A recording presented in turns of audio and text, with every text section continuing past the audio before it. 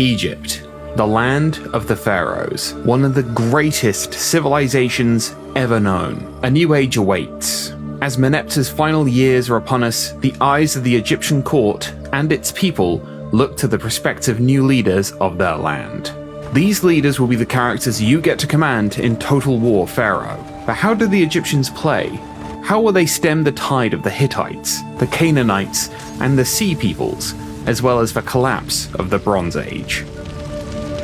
A quick note before we begin, Total War Pharaoh is currently in development, so things may change between this video and release. The UI colors are also a bit different from usual here, as I've got colorblind options applied to help out, as I don't see some colors all that well. With this quick disclaimer out of the way, let's dive into the Egyptian factions.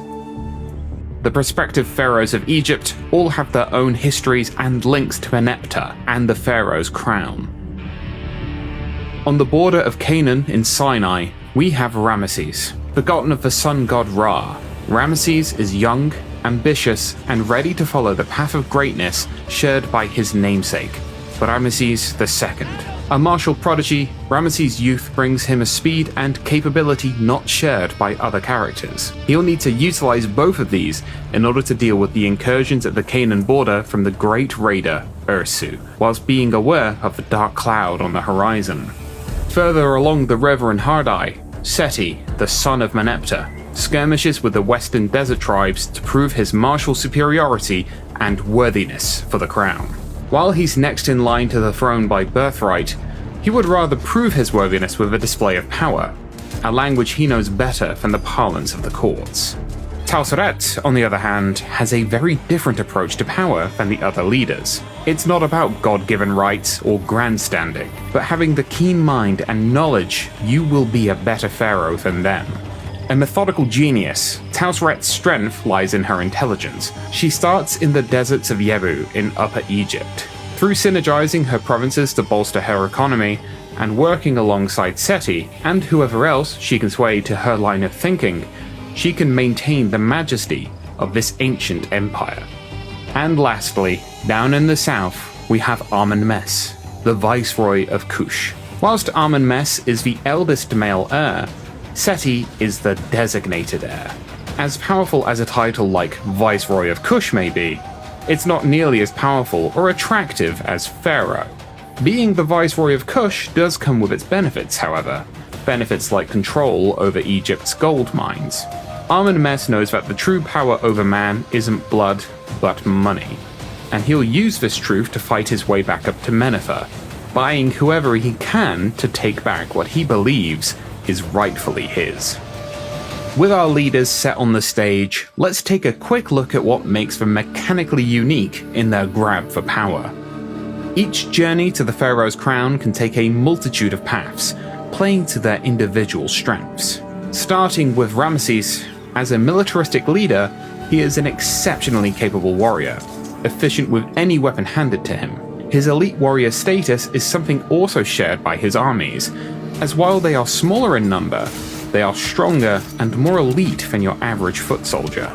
Not only does he wield incredible martial prowess, but he also harbors incredible speed, both on the field and in the courts. Per turn, he gets 2 court actions, while other leaders only receive 1. His unique buildings also factor his standing within the court and amongst his people. The necropolis of the honored dead bolsters happiness and influence within provinces. The wine markets also improve happiness. As one would imagine, the military academy brings out the best in his men, raising recruitment rates and making generals cheaper to recruit. It also fortifies the soldiers with a steady amount of experience, ensuring they do not head into the field greener than their counterparts. Seti, meanwhile, in many ways runs as an opposite to Ramesses. He cares little for the court, and prefers to speak in a language he understands fluently: war. Thankfully for him, he starts with an improved standing with Tausret, who understands the courts and diplomacy like the back of her hand. His starting army is large, and he begins his journey near all 5 resource settlement types, meaning he can kickstart his economy quite early, provided he removes whoever is controlling those settlements nearby.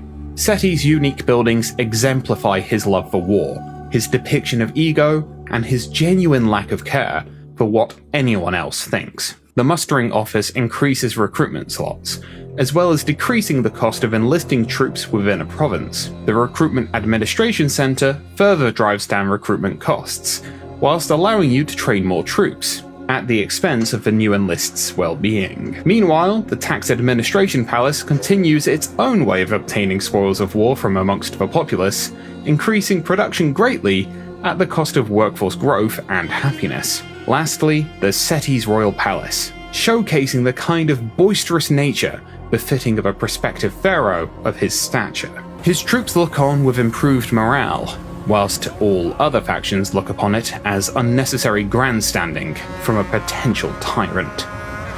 Talsret, meanwhile, understands the importance of structure and production lines, especially in trying times such as these. She starts with improved diplomatic relations with Seti, meaning she may gain assistance from Seti's forces. Militaristic might isn't Talsret's main strength or plan, however.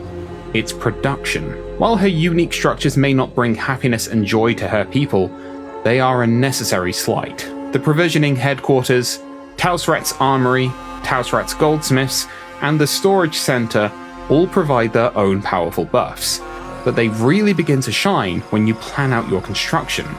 Her machinations can be fragile, but once Talsret gets the ball rolling, she is a power with a momentum that cannot be stopped. Lastly, we have Amen-Mes.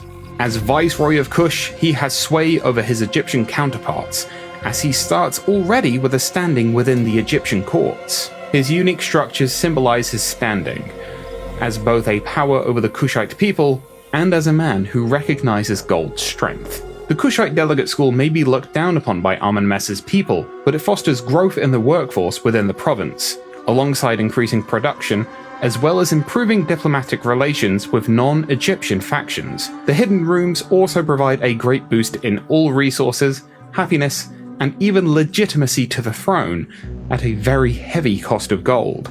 But this cost means little to Amen-Mes, considering he has access to the gold mine labor villages. The amount of gold produced by this structure is very high, and while influence may drop at the horrific reality of gold's manufacture, that's of no consequence when he can pay someone to look the other way.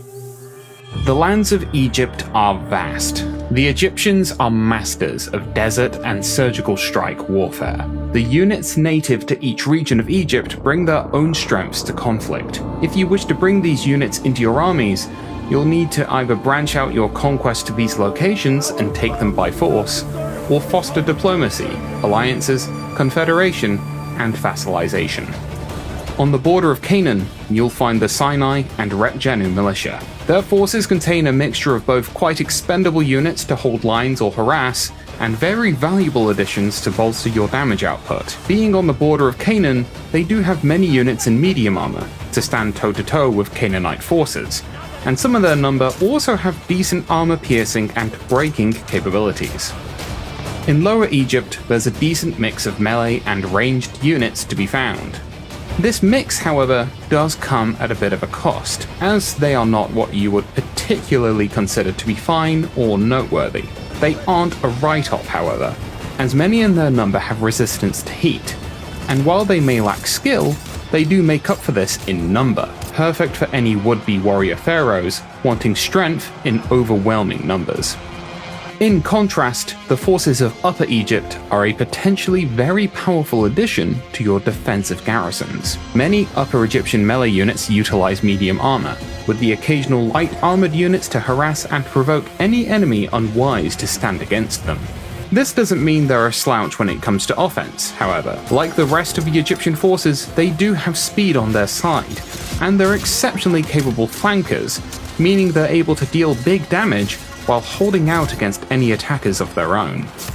In the deserts to the west lie the Lebu tribesmen and the West Desert natives. The Lebu tribesmen forces are unparalleled desert warriors, fighting on sand as though it were mere ground. Resilient to the sweltering heat of high noon, they can march unharmed through attrition zones in the desert, and the blistering sandstorms that cross the dunes do little to affect their combat prowess. They are the masters of the deserts, and when war reaches through the land and the sandstorms roll in, you'd better pray to whoever you worship that they're on your side.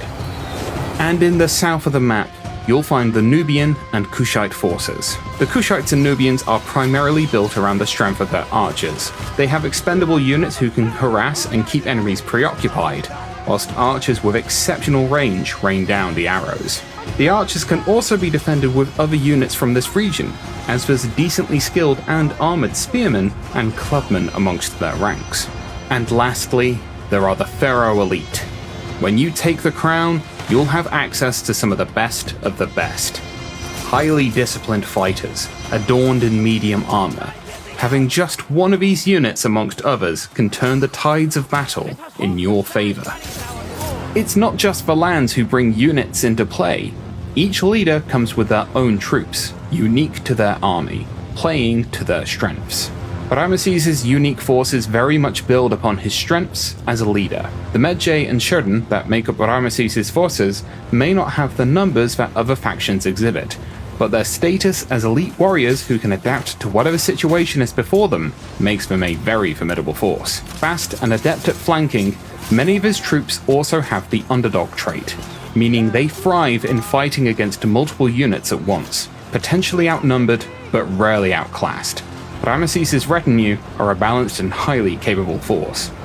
The levy soldiers that make up Seti's unique forces combine well with how he prefers to wage war. The lower tier units that make up his unique retinue compensate for their lack of skill with enhanced numbers, and, from a pragmatic view, the expendable trait.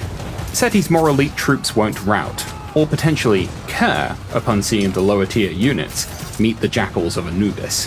The more elite units in his personal militia are highly capable warriors, if a tad undisciplined. Many of them have the heedless charger trait, meaning they won't wait for orders to simply charge headlong into battle. Perhaps they seek to find glory in their leader's eyes, or maybe they're simply emulating an anger they've seen from him all too often. Talsret's forces truly showcase the devastating power of chariots. The speed and range of the chariots at her disposal mean they can cause a lot of damage to the enemy, whilst staying out of harm's way. That's not to imply that she only has chariots, however. Talsret's infantry offerings, such as the steadfast Queen's Guard, have excellent defensive capabilities and the speed to get to where they're needed as soon as possible.